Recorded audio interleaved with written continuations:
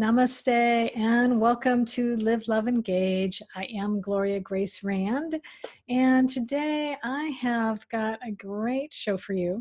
I'm intending anyway, because I've got a wonderful guest with me who is an old pro at podcasting and also has have a lot of interesting experiences that things that he has overcome, and I think is probably part of what motivates him to help others nowadays. So his name is Eric Zimmer, and he is a behavior coach, author, in addition to hosting a podcast, and is on a endless quest for a greater understanding of how our minds work and how we can learn to create the lives we want to live.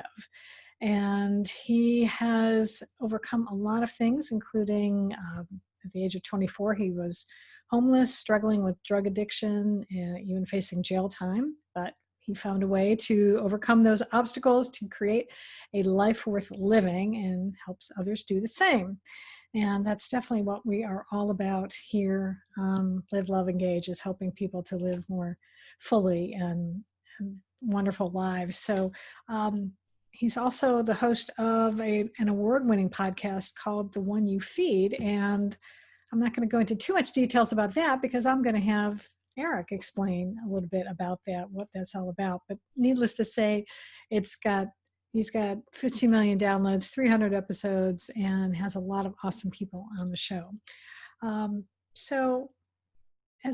if that isn't enough, he's been a TEDx speaker and lots of other great things. So welcome to Live, Love, Engage, Eric. So glad to have you here. Thank you for having me on. I'm happy to be here. Yeah. Well, why don't we start with what brought you here? So what got you into being able to, overcome the things that you overcame when you were younger and led you to be able to, become a coach and podcast host and all these great things that you are now. So tell us a little bit about what happened in those early days. Yeah, well, as you mentioned, at 24, I was a heroin addict. I was homeless. I weighed 100 pounds. I was probably going to go to jail for a long time, or I certainly had the potential to. And I was fortunate enough to find my way into recovery at that point and was able to get sober and clean and stay that way for most of my adult life after that. And so I think that's really sort of the foundation for me, was really overcoming that addiction. And I did it in the way a lot of people do it. I went into a treatment center and I got help that way. I got involved in 12-step programs. I really embraced that for a good number of years. So that was really the foundation that set me on the path I'm on now. That's good. Yeah. And I've got familiar with that. My dad was an alcoholic, and so I know a little bit about. I went to Al-Anon briefly when I was younger, and but I do know that the 12 steps are a good program and to help. So I'm glad you were able to turn things around. What actually led you, though, to be able to become a coach? What? Well, that was a great number of years later. I got sober at 24. I'm 50 now, and I've been coaching people for about 4 years. So there were a lot of intervening years there. So a lot of things happened. One of the big things, though, was that the years in 12-step programs, we have the idea of a sponsor. Right. And a sponsor is somebody who just basically helps people who are newer to the program work the steps and sort of just navigate the getting sober process. And so I realized I had done that, 100+ times by the time I got to coaching. And I was like, wow, I've done this, so many different times. I worked I had a career in the software business for all those intervening years and managed, lots and lots and lots of people. That gave me experience.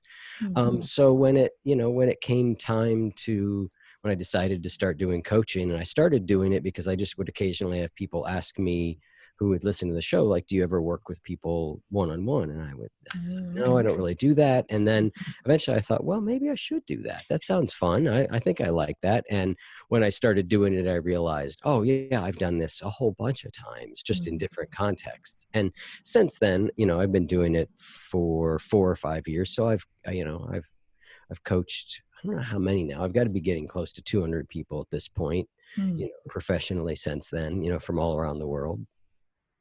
That's awesome. Well, so then I guess obviously then the podcast came first. So what prompted you to, what inspired you to start a podcast? Yeah, I had started a solar energy company, and I had sort of poured my life into it for 5 years and decided to shut it down.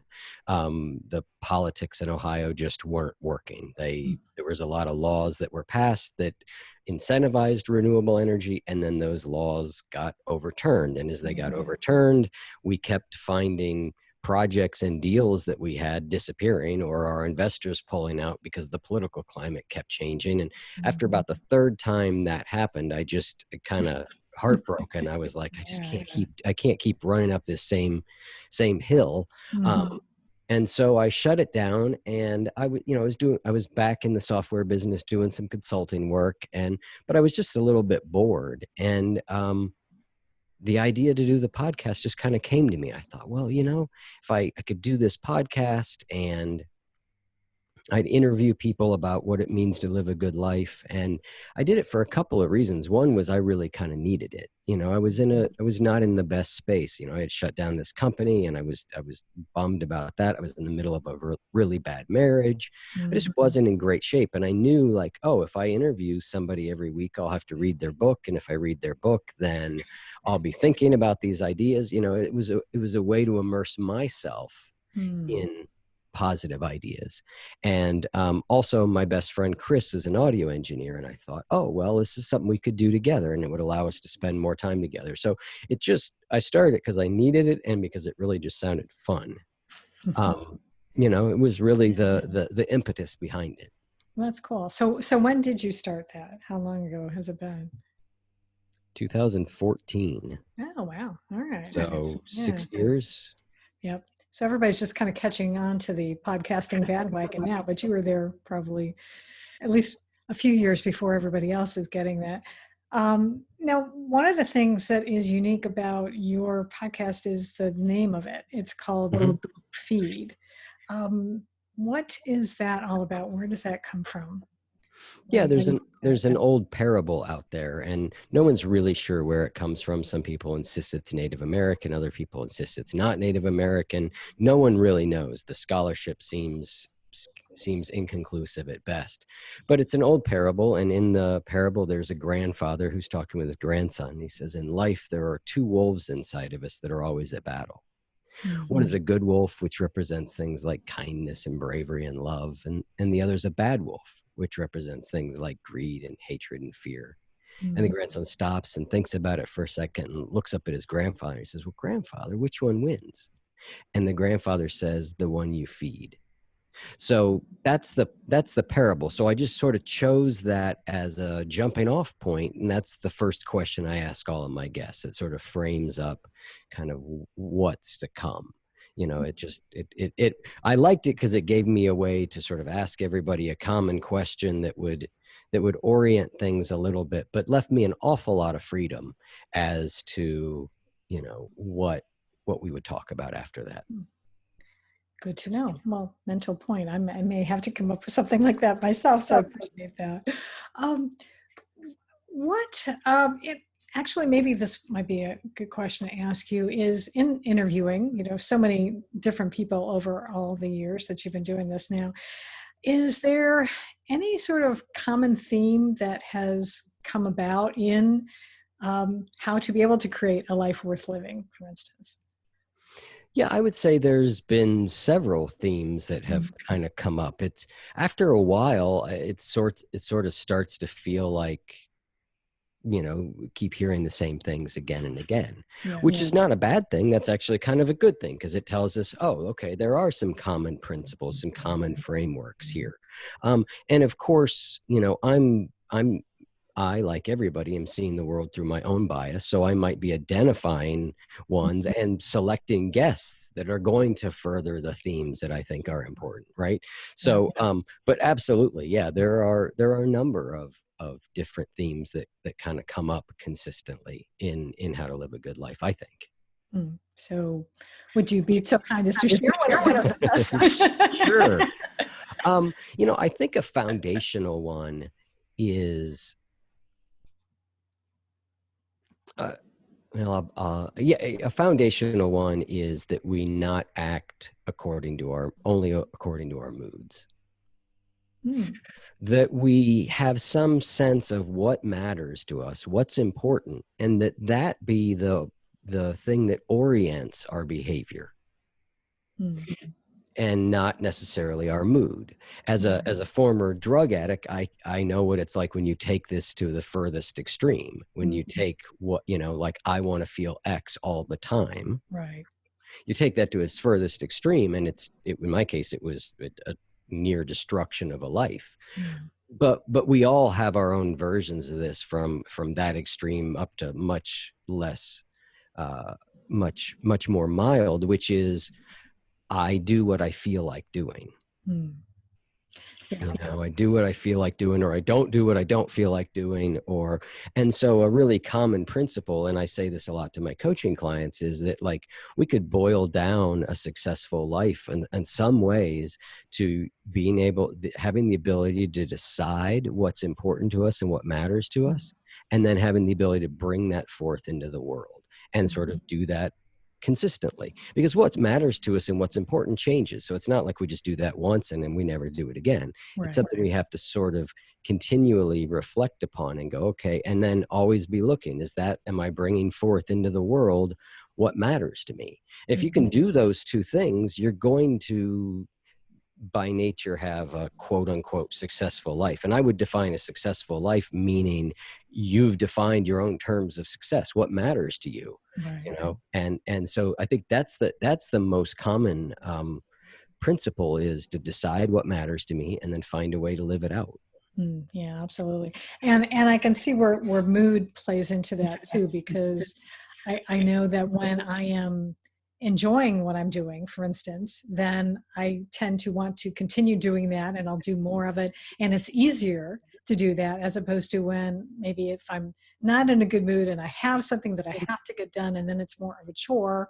And so for me, I'm making sure to really tune in to, okay, am I really in a good place to be able to actually tackle this project right now? And then if not, then maybe I'll do something else for a little while until I can be, more of a better frame of mind, where I'm able to either tackle it, even if it's something that has to be done, then maybe it's not a pleasant thing, but then at least I can approach it from a better frame of mind. Yeah, there's certainly something to be said for doing things that need done at the time that is most optimal and easy for you to do them. Yeah, for sure. And there's a time for, I don't feel like doing this, but now's when it needs done, so I still do it. There's still, I tend to be extremely pragmatic, and I hear people often talk about, like, well, if you do something you love, you'll never work a day again in your life. And I'm like, I don't know if that's really true. Like, I mean, I love what I do, and there are days where I'm like, I just don't feel like doing it. I'm tired. I didn't sleep well. But that doesn't mean I don't do it. Yeah. It just means, okay. And that's what I mean by that. We don't let our mood drive our actions, not our values, not what matters to us, but our mood. And for some people have a steady mood system. There are some people who just, they wake up every morning and they're more or less like, okay, let's go. I'm not one of those people, right? I've wrestled with, in addition to addiction, depression has been another common friend through a lot of my adult life. And so with a mood system like mine, if I were just to allow my mood to dictate what I did, I wouldn't be in a great place. And further, the other thing that I've learned a lot about is this other idea, which is kind of fundamental. I think another really common principle that comes up over and over again is something we used to say in 12-step programs, which is sometimes you can't think your way into right action. You have to act your way into right thinking. Mm. And so this idea of, I may not feel like doing something, but if I start doing it, I feel better. And as I feel better, you could see this as like a exercise bike right here. Right? And this guy and I have, this conversation happens a lot of mornings where I will be like, my brain will be saying, I'm too tired. I'm too tired. Do it later. I'm too tired. Right. And if I listen to that, that's problematic. I know enough now, which is like, just get on the bike and start to pedal. And then over time, that feeling of being too tired will dissipate. It will go away. And so, it is really about, and that's so much of the work I do is in behavior coaching with people, is really understanding what's standing in the way of us doing the things we want to do. That's really what behavior coaching is. It's like, well, there's these things I want to do and I'm not doing them.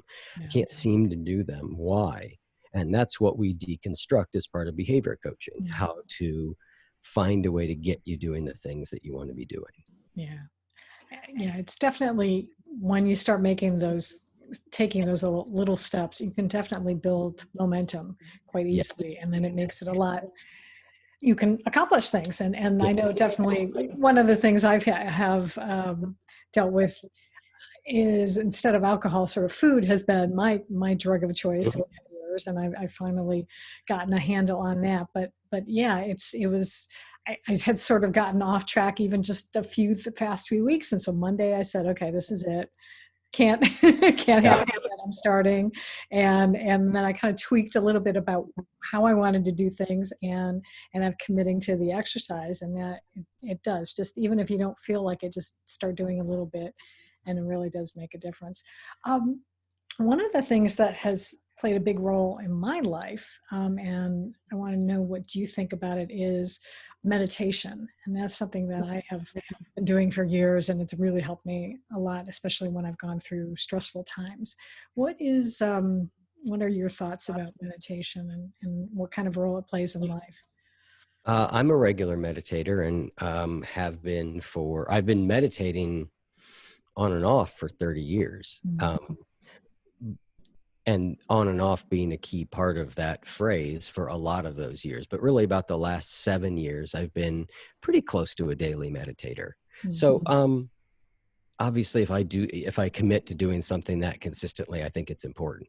And I go on, I try and spend several weeks a year on silent retreats, and I'm a pretty dedicated Zen practitioner. So meditation is a pretty central part of my life.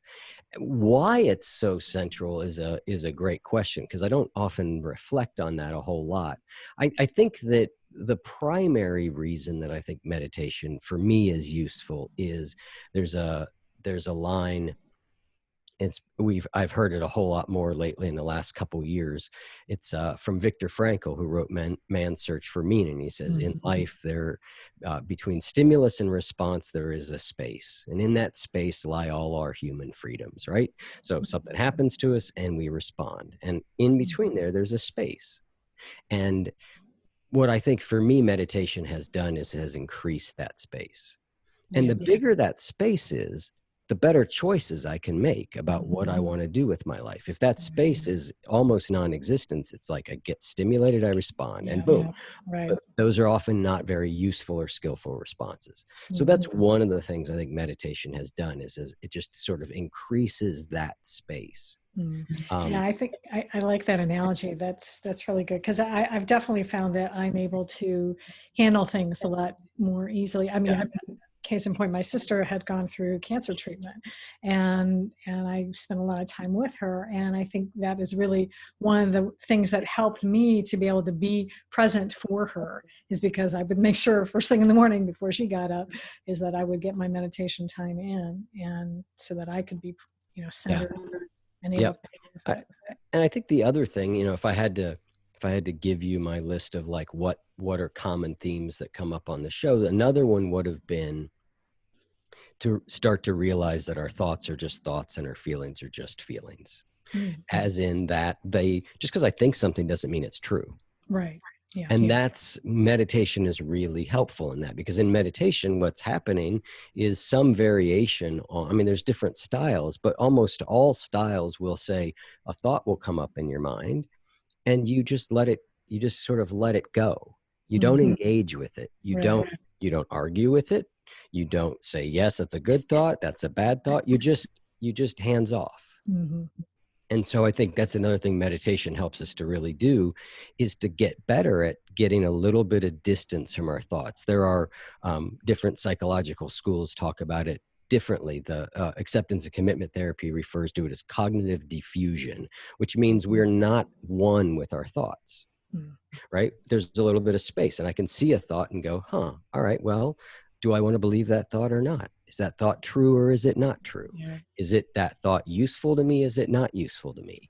And that's another really, really important skill, because just because we think something does not make it true. I wish more of the world understood that. Yeah, absolutely. I think we'd have a lot less chaos, I think, if we were able to do that, for sure. Yeah, because I know I've had thoughts that would pop in my head and go, really? Wait, no, let's think about this, because some of it is it's either old thoughts that don't serve you anymore, or sometimes it's not even your own thoughts. It's your parents' thoughts, or That's right. That's right. Yep.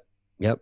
And just because we've thought it 1,000 times before doesn't mean it's true. Just means we've thought it 1,000 times. And so not believing our thoughts, or being able to just a little bit of space from them, is really, really helpful. Because then again, and meditation encourages that, because then I can examine these things, and again, I can examine them through the lens of what do I value, what's important, what matters to me. Yeah, absolutely. So I think for me, I would characterize meditation as a spiritual habit. Are there any other spiritual habits that you have maybe engaged in, and would you recommend as a way to be able to, live a more fulfilling and happy life? Well, it's funny you should use that phrase, spiritual habits, because I have a course and a program called Spiritual Habits. Do tell. Okay.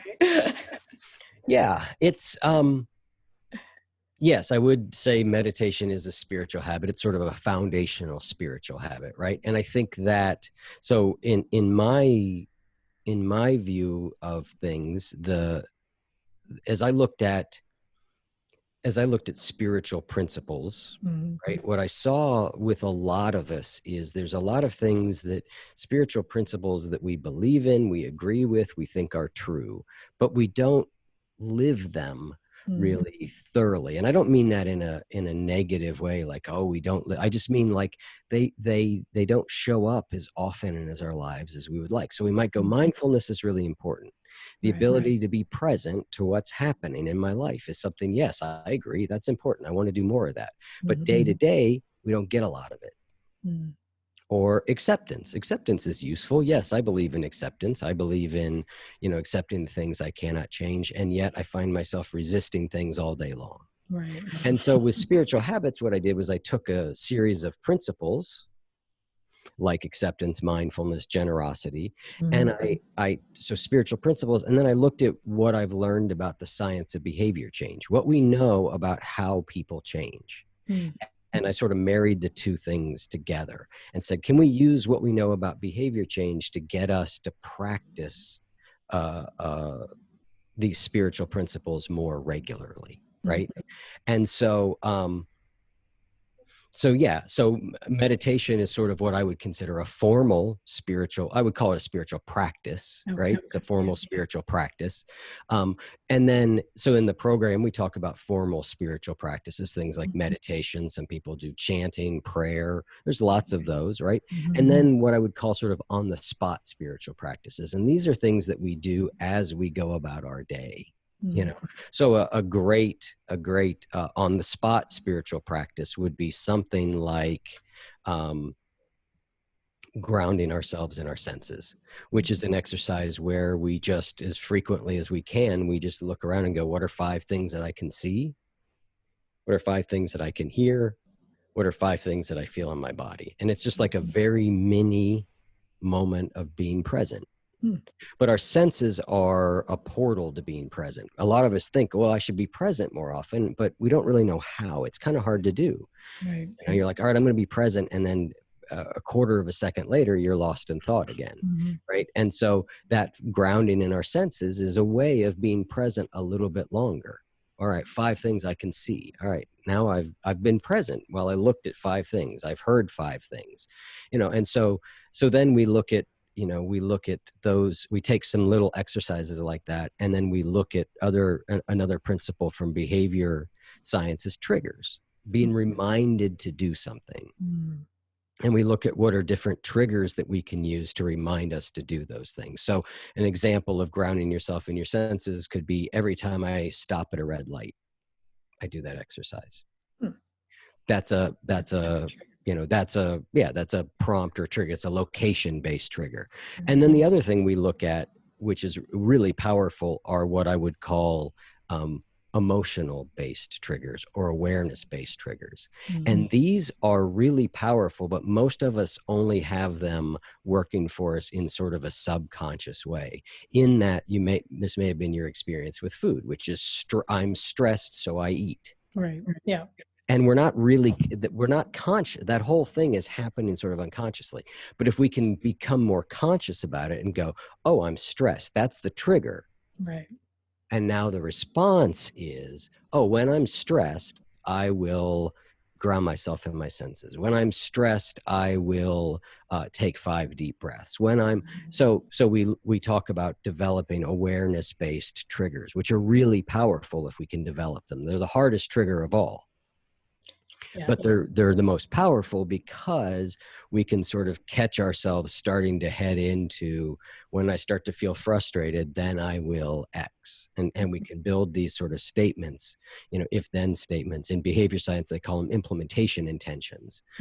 It's basically like a if this, then this. Yeah, absolutely. And the more of those we have, the more skillful we can get with our responses and reactions. Yeah, I like that. Yeah, it was funny. Yesterday, I was in my office and people are doing yard work, tours down. And so I'm hearing this motor, and then my husband is on the phone, you know, dealing with something with his work.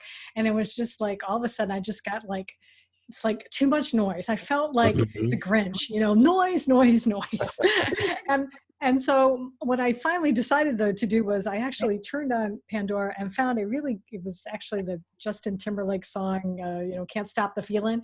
And so I just like turned it up loud and kind of like just zoned in on that instead to kind of change my state, because it was just like, it was crazy. That's a great, I often say there are a few, sometimes there's nothing out there that's much more therapeutic than some loud music. Yeah. So it definitely helped me. I thought I had, as you were talking about this course. And so is there any particular, who do you work with, I guess is pretty much, you know, I'm thinking, because I imagine just about anybody could really benefit from learning spiritual habits. And I don't know if you like to work with a particular type of people, or is it just, you know, anyone who feels the need to live a better life? That's a great question. I would say that a lot of the people that sign up so we're running a group program right now, and you know, we've got a pretty good number of people in that group. And then I also deliver it one-on-one to people. A lot of the people, I would say, are people who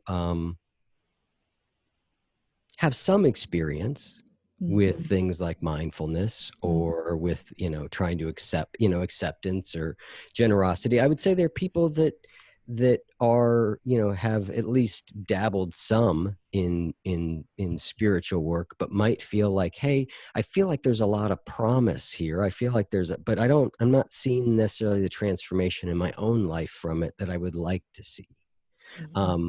So, but no, I don't, it's not like a particular, you know, like, oh, I like to work with men who are 50 years old, or, you know, like it's kind of all over the map, I would say, you know, the demographics in this program. But for a lot of the people are people who have, experimented in the spiritual life, have practiced a little bit of meditation, a little bit of mindfulness. Perhaps they can't stick with it.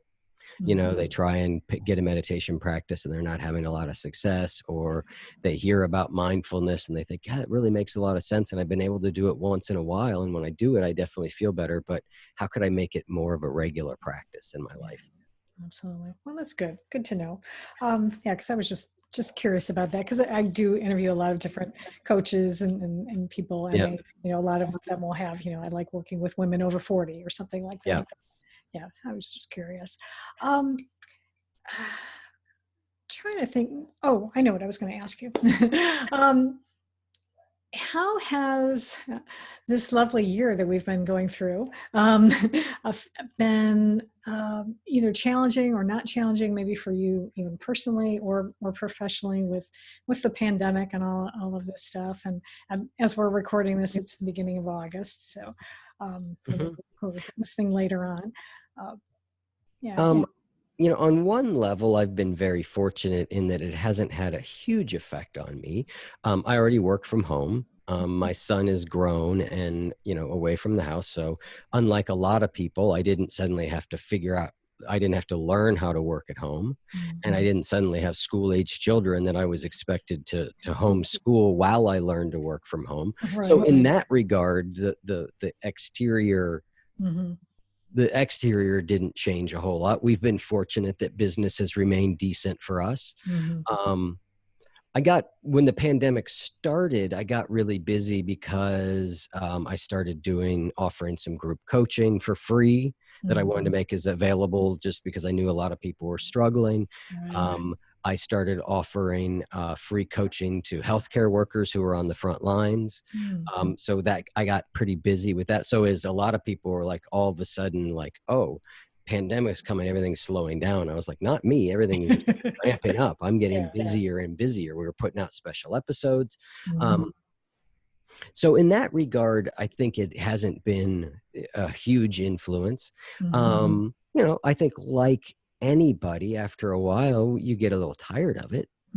You get a little tired of.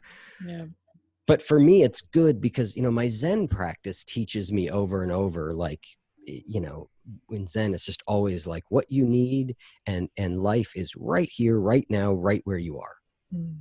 And so anytime I'd find myself thinking, God, if I have to stay in this house another day, I could just hear like my Zen teacher like, look closer, right where you are, and as somebody who's gone on, a fair amount of silent retreat, you basically on retreat, you go somewhere and the goal is you strip down everything that's interesting. You take away everything interesting that you could do.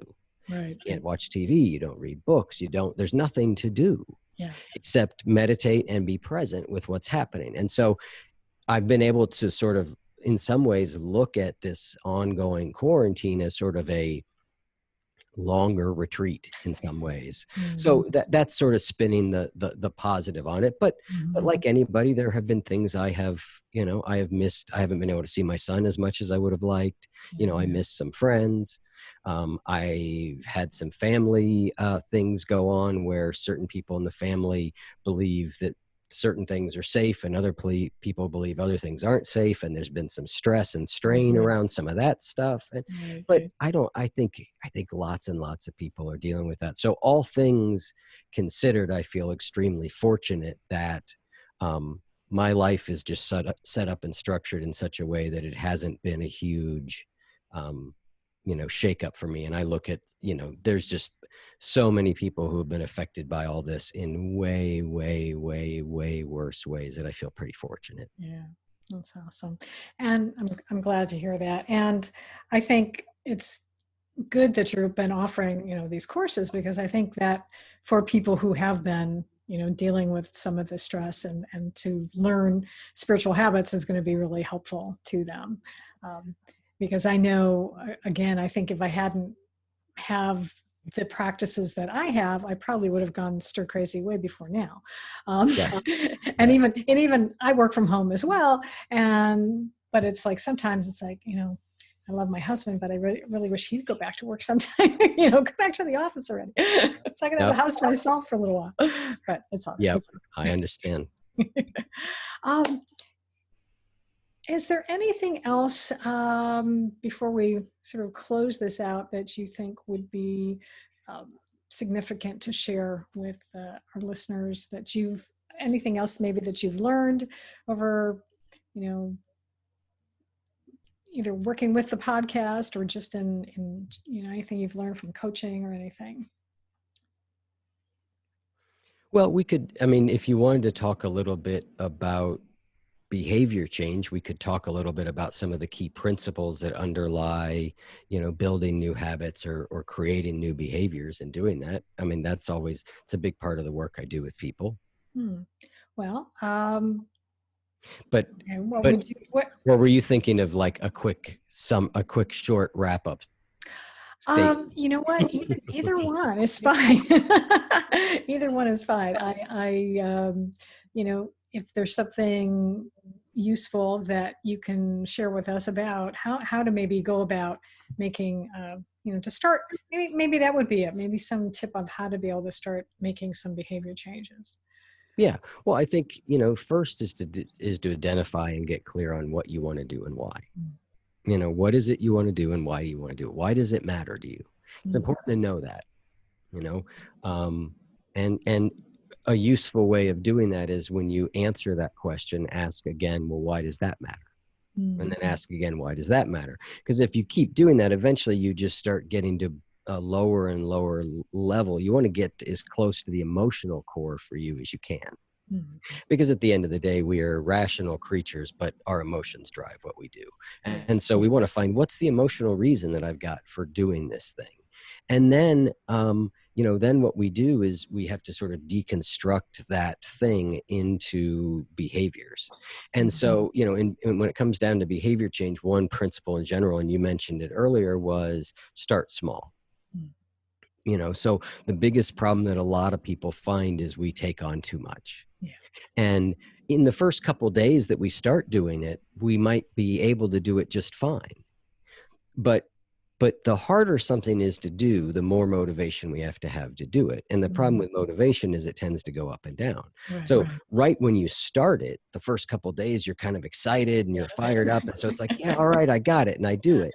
But then on about the fourth day, when your motivation's way down here, you go, I don't know, I'm not going to do that. Right. So if we start small, then we can slowly do more and more and more. And the more, and we as that grows, our ability to do more, it stays at like the same level of difficulty, which means we can get away with that. The other thing about doing something successfully for multiple days in a row is our motivation grows. So starting small is really good. And then the other thing I would say is to be really specific about what you're doing, when you're going to do it, and where you're going to do it. So we know that specificity is really our friend and ambiguity is the enemy. I often say ambiguity is the mother of procrastination, right? When we don't quite know what we're doing, or we don't know when we're doing it, or if there's anything that's unclear about it, it's really easy just to procrastinate. So decide when you're going to do it. Okay, I'm going to exercise. So here's an example of a not well-formed intention. I need to get more exercise. Okay, well, you can think that for a long time and not much is going to happen. Yeah, exactly. On the other hand, I am going to walk around the block. I'm going to go walk outside at a brisk rate for 20 minutes every morning at 8 a.m. Okay, that's a pretty clear plan. That's actionable, right? We can work with that. Or I'm going to do 20 push-ups, 20 sit-ups, and 20 bench dips Monday, Wednesday, and Friday at 7 a.m. Okay, again, very clear, So specificity is really our friend. So starting small and being specific are two. Knowing our why, starting small, and being specific are three principles that can really get us started off on the right foot. Yeah, absolutely. Yeah, I've definitely found that to work well in my life when I've done it. Yeah, when it's too general, it's really easy to just slough it off and say, I'll get to it tomorrow. But tomorrow never comes. I've learned that. Anyway. Right. Yeah. If someone wants to be able to get a hold of you and maybe learn more about your spiritual habits course, what is the best way for people to contact you? Yeah, if you just go to oneyoufeed.net, that's ONEYOUFEED.net. The podcast is there. You can learn about the spiritual habits. You can learn about the behavioral coaching. Those are two separate programs. Those are both available there. And everything else that we're doing is all there also. So oneyoufeed.net. Oh, awesome. Well, thank you so much for taking time out of your day and enlightening us with some really good information about how to change our habits and the importance of meditation. So I really appreciate it. Well, thank you so much for having me on, Gloria. I appreciated it. Yeah. And I appreciate all of you out there listening and watching. And as a reminder, you can get all the show notes if you go to liveloveengagepodcast.com. You'll find everything there. And until next time, as always, I encourage you to go out and live fully, love deeply, and engage authentically.